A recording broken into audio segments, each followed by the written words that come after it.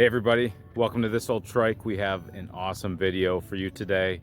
There's been a number of people that have asked to see the differences in the US90's, the balloon tire 90's. There is a difference when we say US90's versus ATC 90's, and we're going to go into that. But I want you to enjoy this, stay tuned, make sure to like and subscribe because we are going to do a number of series on differences between models and model years. So join me now and let's look at some beautiful US90's. So what we have here are all the years of the balloon tire 90's, often referred to as the US90's. These were the first three-wheelers, the first models ever made, ever available. Honda was making these before anybody else. And the story goes that, and this I'm paraphrasing of course, but the story goes that they pretty much locked their engineers in a room with a bunch of various parts and ideas and said, make us something saleable for the US market in the winter months, in the off months when we don't sell as many motorcycles as we do otherwise, because there was no four-wheelers back then. There was no Odysseys or no side-by-sides. Everybody likes side-by-sides now. There was mostly motorcycles, dirt bikes, mini bikes. But Honda commissioned their engineers to come up with these, and one of the things in the room that they were allowed to draw from were the Argos, the six-wheel kind of amphibious machines, and they used tires a lot like these. These are Firestone balloon tires that would have come on an Argo, an early one. And this design, as you can see, the hub and the tire are all one. The rubber is vulcanized right around that hub, a little 3-inch with a small bolt pattern. And if you pop that tire or get a flat or something, if it's no good anymore, you get a whole new tire and hub, and it bolts right on. And as you can see, the bolt pattern for that tire, because these aren't correct, we're going to go over the correct ones, but I'm just giving you the background. Honda was able to use those and copied the bolt pattern and came up with this three-wheeled configuration. And I think the first motor they tried, and I haven't read the article that I'm giving you this information from in a long time, but the first motor they tried, I believe, was a 70cc motor, and it just wasn't powerful enough, but they bumped it up to 90 cc's and said, oh geez, that's perfect, that's the sweet spot, and this is what they came out with. So in 1971 and 1970 they made 4 colors, and these are the 4 colors right here. On the right we have bright red, in one is Aquarius Blue, Parrot Green, and Summer Yellow. These are actually the nicer ones. Let's go look at these. Bright red, Aquarius Blue, Parrot Green, Summer Yellow. So why do I have two sets of each? Because some of these are early, low VIN number. Some of these are higher VIN number, and I think they're actually mixed up. I can go through them all, but I'll see if I can do it from memory. There actually is no distinction between 1970 models and 1971 models. It is generally accepted, and the rule of thumb is that the 1970 models begin with the serial number 10, and then the upper serial numbers 11 and above are 1971. Let me show you what I mean. This is the one we just kind of gave a facelift to. And I know this is a 1970. You can see the VIN, US90 104318. So this is a 1971. I'm sorry, I just misspoke. This is a 1970, as it is known. Let's see what this is.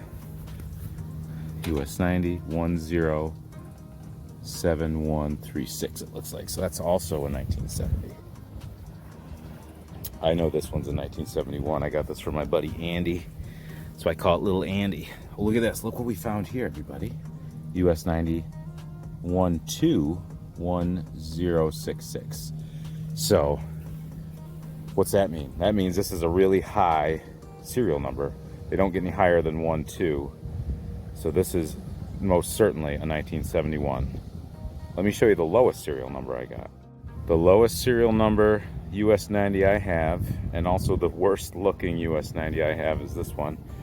Parrot Green, that I got for free. It looked a little different when I got it though, but this is 102906. I thought it was actually a lower number.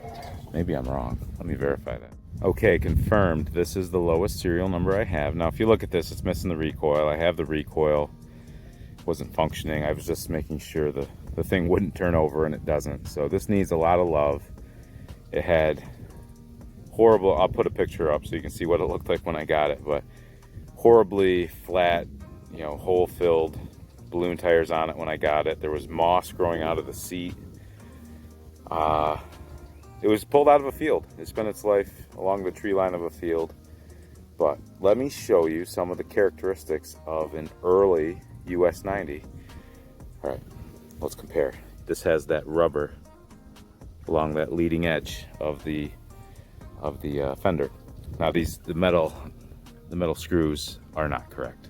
They use these rubber plastic pins that go all the way through. So there should be 4 holes that those screws or fasteners go through. You'll notice this has no holes. That is telling the trained eye that these fenders are early, because it didn't have those rubber. Well, they did have the rubber. They were glued on. And on the back of these fenders, you can see glue residue on the back side. And I'm told by the main man, Mike Pomgren, that a lot of these fell off and they were, you know, probably lost while riding. Another indicator of an early US90 are the heel guards. These don't show up on most models that you see. It doesn't have it, doesn't have it, doesn't have it.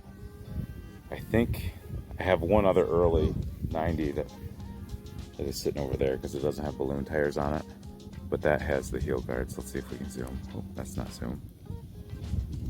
Where's my zoom? See the heel guards? There they are. Let's walk over there and take a look. So this is another early 90. It's got the heel guards. It's got non-drilled fenders, so no rubber pieces. Front fender is not right. This is plastic. They didn't get plastic until 1974 and they were orange, so this is a 1975 or later front fender. This VIN 102294, is that lower than the other one? I can't remember. Actually, I didn't check this one. This is an early one, so that's very neat. Happy to have this one, but it didn't have the balloon tires, so we didn't put it with these. So coming back over here, 1970, we had the 4 colors. 1971, same 4 colors. We've talked about the difference in the heel guards and the fender rubber. You'll notice on the 74, for instance, the headlight has a tab permanently welded on there. Headlights were standard at 74. Headlights were standard 72 and 73. Those all have headlights. Headlights were optional for the first gen. So you see they have these little brackets that clamp around the forks. You had to pay extra for those. They were color matched to the machine. They were all black on the second gens back there. And they were back to matching the color on the 74. Metal front fenders, fiberglass rear fenders. Another characteristic of an early 90 is the length of the grab bar, the amount that it sticks out. Now, I don't know if I have an early one, because this one's got the Honda line luggage rack option. And I don't think the snow shovel mud flap extension is Honda line. It's a shame that those got riveted on there, but what are you gonna do? That hitch, but again, this was free. And it came from a local dealer. That's kind of what is making this thing so neat. I think this one will turn into a rat rod. Anyway, moving on. Let's see if any of these look shorter. Look at this one. Look at what we have here. Well, this could be a miss. No, look at this. All right, so the rear tire stopped there, and you can see that sticks out past the rear tires. But look at what we have here. It's in a little bit. So this is an early grab bar. Honda learned at some point they needed to extend the grab bar out to make them not so prone to flipping over if you went over the backside. So that is another characteristic. This looks like a little shorty grab bar too. Oh yeah. Oh, and this one. Oh my gosh. Oh my gosh, this is a long one. And this is a short one. How exciting, guys. We're learning things about our own three-wheelers today. I don't think I've ever had them lined up like this to do this easy of a comparison. So the green and yellows have black stripes that are painted right on. These aren't decals, those are painted right on. And the Honda is white. Those are emblems. Those are screwed right on to the tanks. And the blue and red have white painted on tanks, and the Honda emblems are black. This is the new old stock one. Look, this, I gotta get this to stick better. Mike Palmgren makes these. These are amazing. They look just like the original, but this one, I might have to put some tape on it to hold it down to get that to adhere better. This tank doesn't have it. That's a 71. That's a high number, right? I think that's what we said. This tank has it. This is a 70. So the rest of them, no, that one doesn't. And what year is this? This is a 70, right? I'm confused. No, this is a 71. So could it be that the higher VIN numbers don't have it on the tank? That's a good question. So these don't have it. It's the same shaped tank, so working theory here, don't hold me to this, but possibly, and this doesn't have it, possibly they were transitioning to this style tank, and so that would be the recessed portion for that sticker would be on the lower VIN number models. See, we're learning together. Isn't this a fun experience? They all came with the flange for the taillight on the grab bar. As we know, this is an early one. This is what the taillight would look like. I don't know if that's functioning. I've actually never heard this machine run. Didn't have time to play with it, but it did come with a headlight. But that's a new old stock one we put on. If you watched our earlier video where I did a little facelift on this, you'll see all that. I think that's all the information I have on the first years, the 1970s and 1971s. Let's move on to the 1972, 73, and 74. What do you say? Okay, here we go.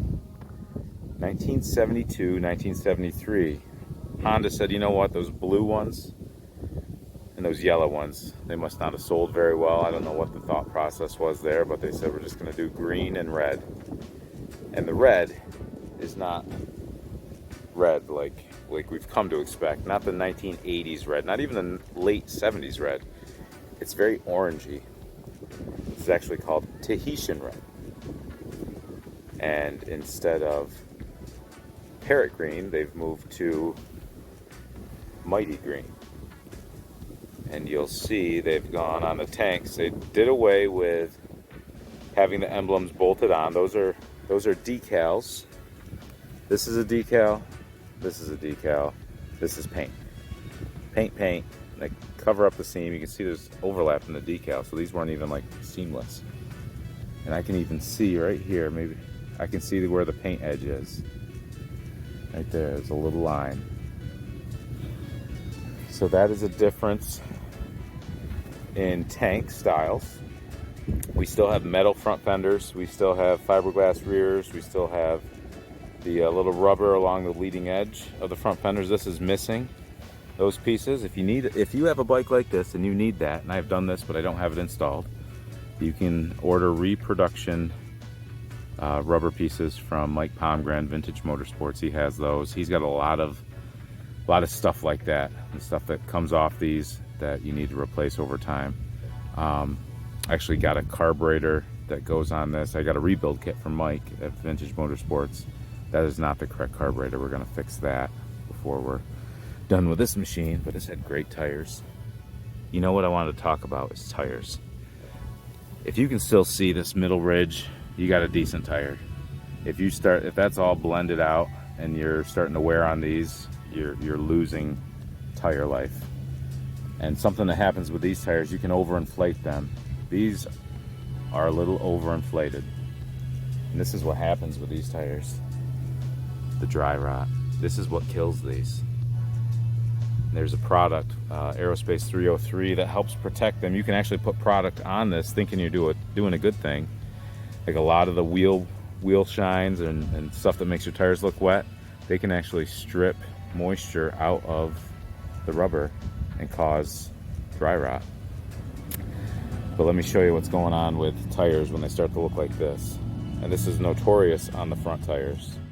All right, I'm going to talk to you about this one and its front tire and what's going on. You'll notice there's some wood underneath this. My friend Ben is going to cry when I show him this, because I got this from him and it was technically holding air then. But these front tires are known to have the split of death. Now I'm going to do my best. I'm going to take this back in the shop and redo the patches. The patch starts way up in there because the seam is splitting on this tire. I'm going to do my best, but it's a good chance I'll be chasing that crack all the way around. If I can put a patch down to here to help hold that together, maybe I can save this tire, because it's really not that bad. It's better than having one that's all dry rotted and cracked on the side. But that's what happens with the fronts a lot of times. That's another Argo tire. You'll notice that. It doesn't belong, but it's better than nothing. Let's look at some tire conditions before we move on. That's actually a decent tire. Picked that up at Trike Fest a couple years ago. It's too nice for this machine. This can maybe go on that machine that we just looked at and make that back into something I don't have to worry about while I fix that tire. That tire is actually decent. Very respectable. That tire is very respectable. I think that one's got a slow leak. You'll notice it squatting a little bit right there. So that might have an issue somewhere else. This one's been good. If you have one of these, one of the best things you can do is keep it off the ground. I'm in the process of welding up little dollies for these that will cradle under the foot peg and under the rear axle on both sides. And I'm putting dolly wheels on them so I can still move them around, but not have to take them on and off a stand. Look at this tire. This tire doesn't owe anybody nothing. Look at this thing. How the heck do you wear it way over here? But she's holding there. What more can you ask for? The backs are pretty worn. That back is pretty worn. That front is okay. You can see like what I'm talking about. That's almost wore down to nothing. Let's get back to these 72s and 73s. Just like their first gen counterparts, the only way to distinguish between a 72 and a 73 is the VIN. Like let's look at here. Instead of a 1-0 sort of setup, these have a 2-0, 2-1 sort of setup. I think I'm right in the shadow now. I can see 2-1-4-8-8-8. So 2-1. That is a 73. And if we look at this one, this should be a 2-0 9-8-1-8. I hear some people talking to me from a boat. No, they're on a jet ski. I might have to pause. So part of the fun of having this setup, we're gonna divert for a second. Part of the fun is having all the boats come by and do drive-bys, and it's fun to watch them from the house. But when you're down here trying to do something, sometimes they want to have a conversation with you. I like to talk, but when I'm doing trike business, I'm doing trike business. So, moving on. We just distinguished between the 72 and the 73, 20 serial number, 21. And really it's a rule of thumb. Honestly, there is no difference. Necessarily, there's no, to my knowledge, there's no early, 72 model that's got a difference than the 73. These ones, I think, are identical year to year, VIN to VIN. Unlike some of the quirks that they were ironing out. I think a lot of what the differences we see with these machines were because they were dialing them in, because this was new. This was where it all started. This is the origins of the three-wheeler market. So 72, 73, Tahitian red, mighty green.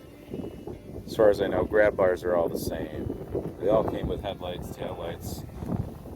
This one's missing its taillight, so it's not a matter of this one didn't have one to begin with. It's missing. Taillight, taillight, taillight. Actually, you could get your ATC 70 with a taillight, and it would have looked like this. That's the same thing that you could have got a ATC 70 taillight on. We'll talk about those later. Moving on to the final year of the Balloon Tire 90, let me show you the ATC 90 over here. So you might be confused because I'm calling these US90's, but look, right on the fender it says ATC 90. These have become known as US90's. On the VIN, on the frame, you could see from ones that we've shown you, it says US90 right down here, US90. But I guess they committed in 74 with the Daytona Orange 90 to calling them ATCs. They embraced, hope you can see that, ATC 90 right down here. So only one color. Maybe they thought orange was going to be a huge seller. So this is one of the rare orange Hondas, Daytona Orange to be exact. They deviated from the metal front, fiberglass rear on these to a plastic front and a modified design. These are still fiberglass, but they are a different design. If you look how the fender forms a flap on the back, much like that design. That's from a different machine though. I got another boat coming. Let's see what they have to say. This happens all the time. We were talking about fenders. So the 74 has its own unique style fender. It's got this kind of flat portion where they've got the stickers, or the flap sticker. So subsequent models, 75 and on, have this sort of design. These fenders are incorrect for this machine. This is a 75 and on style, and that seat is a first gen style, so you notice it doesn't fit correctly. It should be this type of seat. But other than that, and paint and color, it's all the same. Balloon tires, Atsu whammy last tires. Let's look at the sidewall on one of these. You'll see this has a touch of dry rot right there. So the less weight that I can have on that tire, the better. You know, they're a rubber product. They're not going to last forever, but we can do whatever we can to prolong their life, and we'll do our best with that. Oh my gosh, we got another boat coming. I'm gonna stop the video. This is hilarious. I'm just waiting for the boat behind me to make its way through.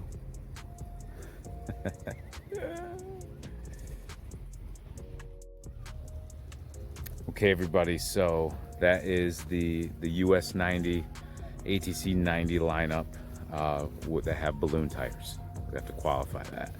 So 1970 to 1974, we talked about the serial numbers, we talked about the fenders and grab bars and headlights and balloon tires, a little bit of the history of how they came to be.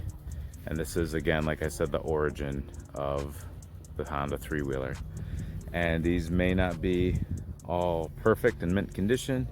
I'm fully aware of that. Some of them are definitely turds and need all sorts of love, but these are getting harder and harder to find. It's 2021, so these are 50 and 51-year-old machines, And anything that gets that old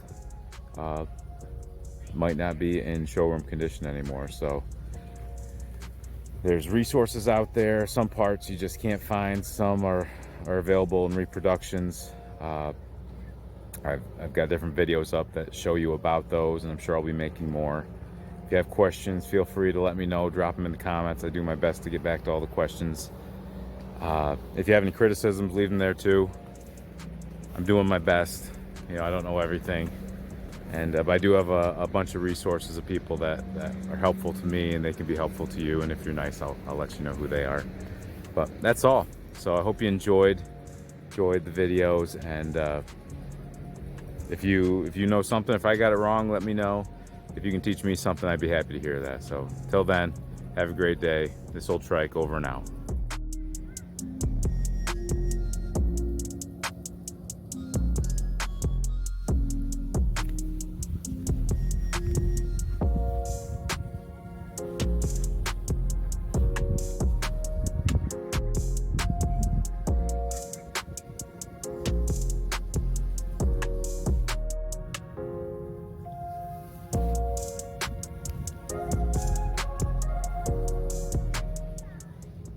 I almost thought I was done with that video, and then I remembered something very important when it comes to the tires. What happens if they go soft and you're back in the day? You got your brand new US90, maybe a Challenger that you just drove up to your favorite riding spot in. What happens if you need a little air in your tire? There was a solution to that Honda thought of. Let's talk about it. I hope you guys don't mind I time traveled with you a little bit. If you can't tell, this is an entirely different day than when we had these down by the lake. But I thought of a very important thing that I had forgotten of, and I wanted to go over that with you. And it is the optional air pumps that came with the US90 if you so chose to buy one. To my knowledge, there were two generations. There was the aluminum first generation air pump that you could get as an accessory. Then there was the steel construction air pump that you could get. And let me tell you about these. This is the later generations. It's got some knurling there. So it's maybe a little more decorative in that regard. Plus it's chrome, where this is just a polished aluminum or a satin kind of aluminum. This one I got from my good buddy Ben when I purchased the summer yellow US90 that's down there. We call that one Sunny. Ben gave this to me as a bonus prize, and it is some assembly required. There's the hose. I'm going to show you how these work, but that's the hose that goes with it, and the innards, if you will. So it does need to be rebuilt if possible, but we'll see about that. But that was second gen. This was first gen. This is a aluminum encased air pump. Let me set up my gimbal so I can show you how this works. So you would buy this as an accessory. This did not come with the machines. It's actually pretty uncommon to see these with the machines. I've never bought a US90 that's had one of these. This one in particular is a true Honda accessory that came on a US90 that my friend Derek bought. And it was a funny story. I saw the machine pop up for sale on Marketplace. I was interested in it. I messaged the guy and he said, "Here's my number, call me." And I was like, I don't necessarily need this machine, but I could see this in the pictures. And I'll show you where these are stored on the machine, and I could see it was stored where it normally resides. And I wanted it, and it was a couple hours away, but I just bit my tongue, didn't call him, and let it go. My buddy Derek says, "Hey, did you see this?" I was like, "Yeah, I saw that. It's a pretty nice one, and the price was right." And he goes, "I think I'm gonna message him about it." I said, "Just call him, here's his number." And he called him, he ended up buying it. And I was like, "Dude, I'm so stoked for you. It's got the air pump on it." And I don't know if you know how special that is, but it's got the air pump on it. He's like, "Really, what?" And so I pointed this out to him. And once he got the machine home, cleaned it up, he really didn't care if he had the air pump or not. We did a trade deal, and I got it, and I'm super excited about that. So this is how they're stored on the machine, and again, I'll let you know where they're stored. There's a little spring action there that comes into play. But this right here, this little nub is the hose. One end is male, female, if we're allowed to say that anymore, I don't know, but this is the end that sticks out. This screws in here, just like this. Tighten that down. So then you can screw that onto your tire, and it's an air pump. How about that? Oh my gosh, isn't that the neatest thing? Honda thought of everything. So, I think there's initials, or there's scratches in this that look like initials, but once you're done dosing up your tire, you slide that back in here, and that's how these were made. Let me show you Mike Palmgren's reproduction of this. It's an awesome product. So, okay, we're following my face. The dimensions are all spot on. You know, there's some subtle differences. Like the letters might not be identical. You know, this has more of a hard flare, where that's a softer flare. The taper down at the bottom is a little bit longer on Mike's. You'll notice when I pulled this out, that had a red and black hose. This has a gold and red hose. And I talked to Mike, and he said he did that intentionally, so you could tell the difference, because, you know, he doesn't want his reproduction being passed off as a honest to God one. So that's some of the differences between the reproduction and true first gen air pump. I think that's all I had to say, but we do need to talk about where these were stored. You probably know already, but if you don't, let's talk about it. I've just removed the rear fenders on my bright red 1971 US90. You'll see there's a little dust. This thing needs a little detail.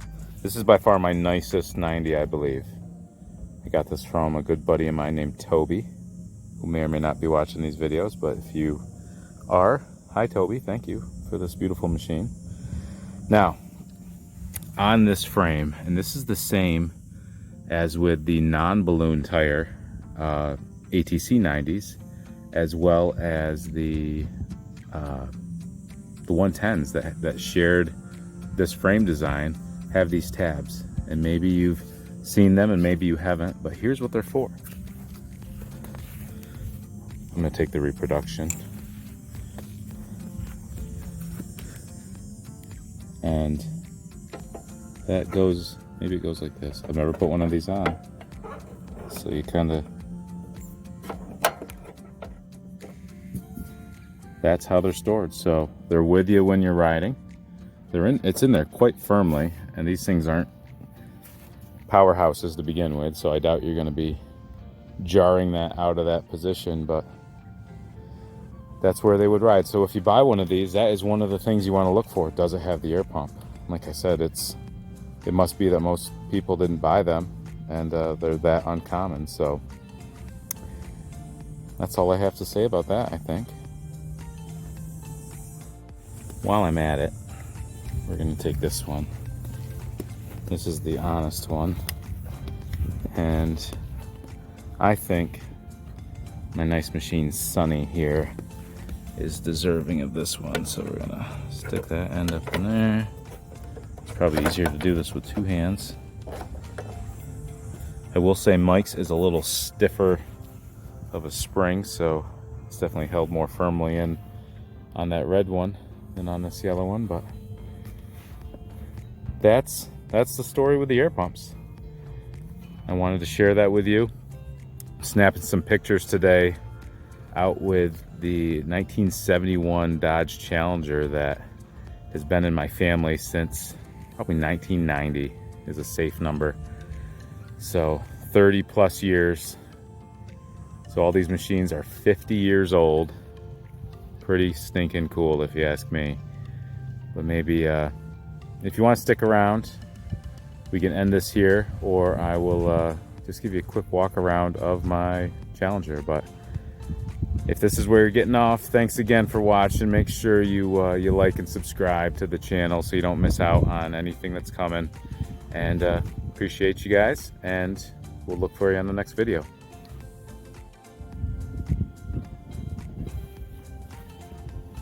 Okay, you stuck around because you want to hear about this Challenger. This is a cool story. Like I said, this has been in our family since about 1990. So I would have been 9 or 10 when my dad acquired this. And the story goes, it was owned by his very good friend, especially when they were kids. It goes back to when they were kids. They grew up together right nearby each other. And Mr. Ronnie Brownell bought this car brand new from Johnstown Dodge, H&P Motors. And it's still got the original key fob. That is a local dealership to us.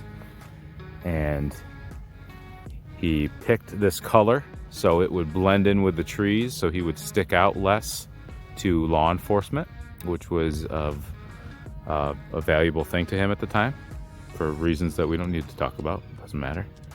But he bought this car and drove it throughout the 70s, and he peeled the original RT stripes off it. He didn't like them, and my dad put them back on sometime around 2000, but it did spend a long time of its life with no stripes on it. The white vinyl top is original, and pretty much everything about this car is original except the carpet, the headliner, and the motor was rebuilt one time because it had a issue with a rod. And other than that, it's got just under 41,000 original miles on it. As you can see, it has the 6-pack option. If you're not familiar with what that is, the 6-pack is 3 2-barrel carburetors. 2 of the 2-barrel carburetors are feeding the engine full time. So you're just driving around normal speeds, cruising, you're running on 2 of the 3 carburetors. And then if you get on it, there's a vacuum operated system that opens up that 3rd 2-barrel, and you can feel this thing come alive, and you can literally watch your gas gauge drop. It's pretty fun, it's pretty interesting, and that's what the 6-pack is all about. You'll also notice it has a pistol grip. So this is a 4-speed with a pistol grip, shaker hood. This configuration where the air intake pops up through the hood is called a shaker hood, because when you are sitting there and you romp on the gas pedal, you can literally watch that thing just torque to the right. And even when it's idling it shakes, and it's just teasing you with a power that is just a press of the foot away. Though it looks kind of low key, it has a lot of options. It's got power windows, it's got the special output radio, whatever that was.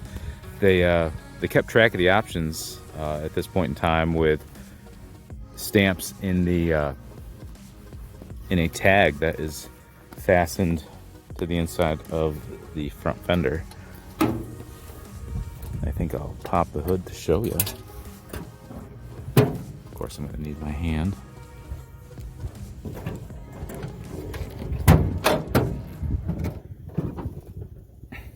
So there's a cool feature with the shaker hoods. So this is all kind of sealed up when you have the hood closed, so it's sucking in that air right through there, feeding the engine. And you know, a car has a lot of options when it's not just a 1-tag car, but it's a 2-tag car. So each one of these codes stood for a different thing. And I do have a printout of what they all mean.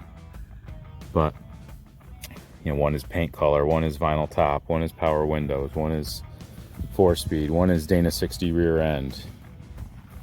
My neighbor's mowing his lawn, so we might have to deal with that just a little bit, but wanted to share this with you. Nice little time capsule, like I said, 41,000, just under original miles.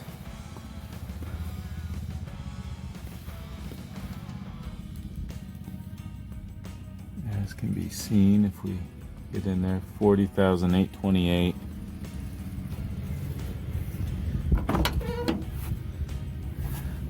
Got the service record from 1981. Manufactured October of 1970. Beautiful car. And a little bit understated because almost fell over a 90 right there. A little bit understated because of the color, you know, it's not plum crazy, it's not sublime or sassy grass, which were the louder colors of the time, you know, equivalent to like Parrot Green and, you know, the Aquarius Blue. Everything had a fancy name for the colors back in the 70s. So it was a really neat time to be alive. I wasn't, but you could just imagine when these types of toys were common. Simpler times, I suppose. So I hear. But just wanted to share that with you. If you got any questions about it, I'd be happy to answer them. I always respond to the comments, so you can feel free to drop whatever questions or comments you have there. Good family friend Art has been watching the videos, and my dad let Art drag race this thing before down at Lebanon Valley Speedway just south of Albany. Long time ago, Art drove this in the parade when we had basically a kind of a memorial for my father after he passed a number of years ago. So it's a special car, and now it's one of the ways we remember my father and, you know, pay tribute to him when we cruise around, go get ice cream cones in the summertime, and just cruise, build some memories. My dad was big on that. That was one of his catchphrases, was building memories, and I always like to pass that on to my kids and teach them, you know, who their grandfather was, because he passed when they were little, so they do vaguely remember him, but I want to make sure they remember him how I remember him. So thanks for watching. I hope you enjoyed the toys of 1971. It's just kind of funny. I don't know, I find it funny, but hopefully you enjoyed them as much as I did. And again, if you got any questions or comments, let me know, and I'll be happy to answer them to the best of my ability. And make sure you like and subscribe. I don't want you missing anything out. Missing out on anything, I guess would be the right way to say that, because I got some good stuff to share with you, and it would just be a shame. So make sure you do that and click the bell so you get notified when I post new stuff, and we will see you in the next video. Thanks for watching.